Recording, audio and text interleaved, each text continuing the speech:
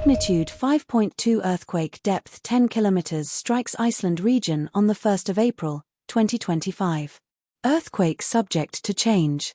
On average, Iceland experiences around 500 earthquakes a week, or about 26,000 every year. Iceland is typically divided into 7 different geographical regions. Each region differs slightly regarding culture and landscapes, but all are uniquely Icelandic.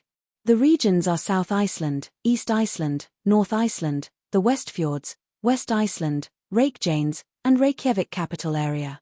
Earthquake Info Credit, EMSC. Thank you for watching.